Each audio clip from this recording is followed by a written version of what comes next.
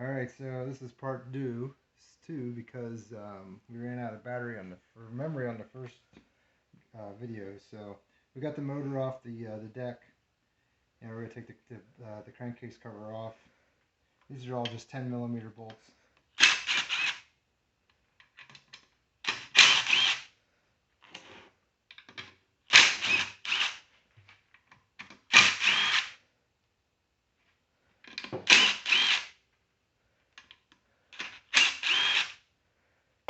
Alright, here's see what happens in here.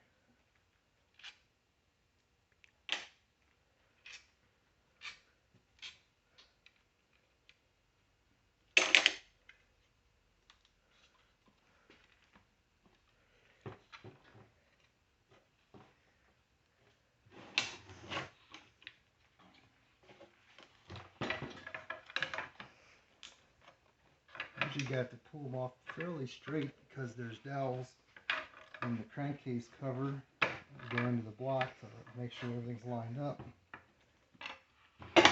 Once you get one side, usually you can pick it off. Huh? Oh, there's another bolt.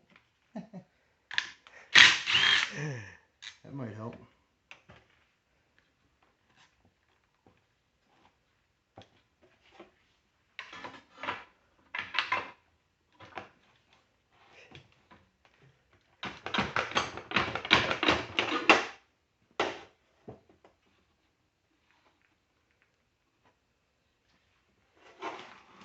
Okay, Mr. Cameraman, I can't get the bottom.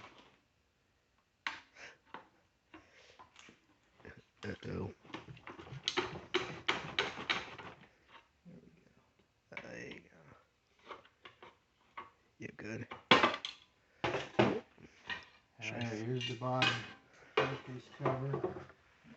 Blast bolt came out of there. Let's take a look inside there. Can you see that, Mr. Cameraman? Yes, I can. Let's turn it around here. I'm gonna get a screwdriver so I can pull it out. So here you can see the bottom of that connecting rod's not even connected to the crank, and the connecting rod is way up in there. And there, look what I found. Looks like the bottom of the connecting rod. Part two, bottom of the connecting rod. So that's where we're at. Try showing it closer to the phone, because you're showing it like up here. They can't see it. So here's where we got the bottom of the two pieces of that connecting rod. So depending on how bad that crank is, will determine if we can just put a new connecting rod on this, or if we're going to part this motor out. So. Alright, so to get that connecting rod out, or to get the crank out of the engine, I got to turn this thing over and get this flywheel cover off. I already took the plastic cover off. That was just held on with two Torx bits, actually Torx 20 bits. So we'll get these the flywheel cover off.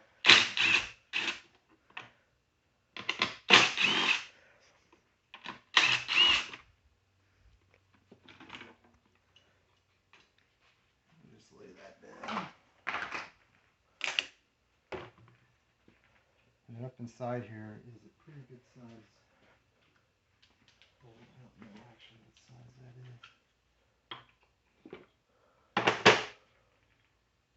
Looks like 15/16 works.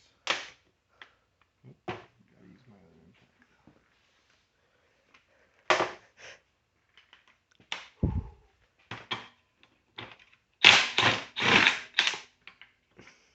That's just a plastic for the recoil.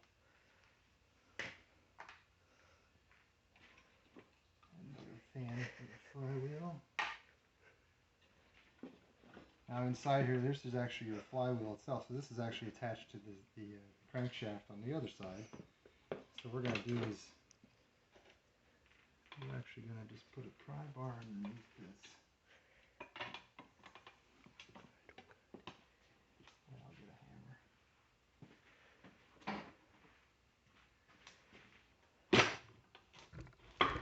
Oh, I gotta put this.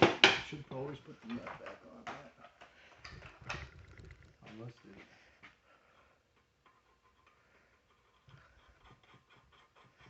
I'm putting the nut back on, the flywheel nut back on there, so when I hit that, it doesn't hurt the threads.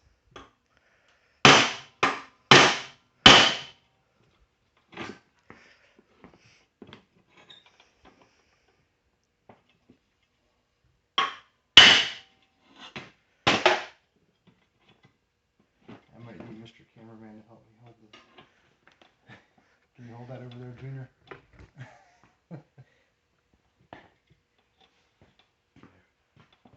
Just hold the engine down.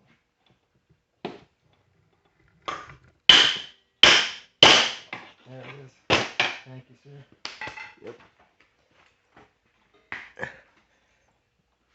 Let's hope they didn't see my face. Ow.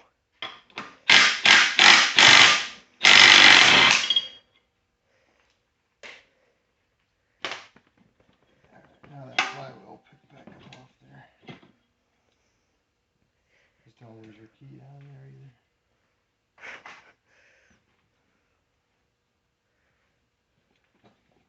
Now that connecting rod will actually fall right out of there. Or this crankshaft. There's your cam gear.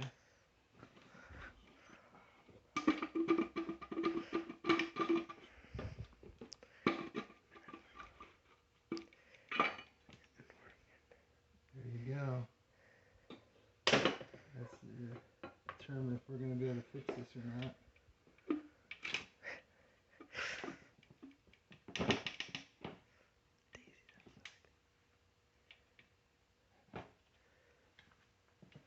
Alright, so now you can get a good shot of that connecting rod there and how it broke right off there, huh?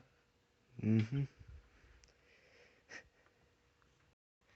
Alright, so we're debating whether we were going to fix this motor or not.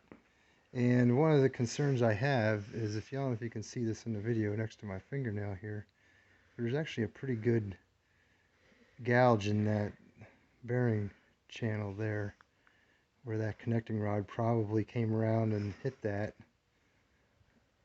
And other than that, it actually doesn't look too bad. I mean, it's actually fairly smooth. It does have some lines. Sometimes I've seen these when you take them off and they're just caked on there with like aluminum or like a pot metal from the inside of that connecting rod bearing. Another thing you can do with these crankshafts is you can actually see if they're out of round. And this one's actually not too bad, because I can put my calipers on there and go all the way around, and it's actually not like lumpy or anything as far as the size, the diameter of that shaft there. So if we could get that little bump out of there, I think we could probably save this crankshaft and just buy a new connecting rod for this motor. If that's the case, then I think we'll have about $11 into it and get this thing fixed. So stay tuned.